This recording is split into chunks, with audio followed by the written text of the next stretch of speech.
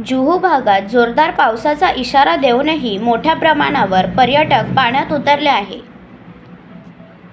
सध्या सकाळपासूनच मुंबईत सर्वत्र मोठ्या प्रमाणात पाऊस कोसळत असून मुंबईतील प्रसिद्ध अशा जुहू बीचवर आज रविवार निमित्त पर्यटकांनी मोठ्या प्रमाणात गर्दी केली असून पाऊस वाढल्याने समुद्रात पाण्याचा जोर वाढू शकतो। यामुळे पर्यटकांना पाण्यात जास्त आत न जाण्याचे आवाहन करण्यात येत आहे।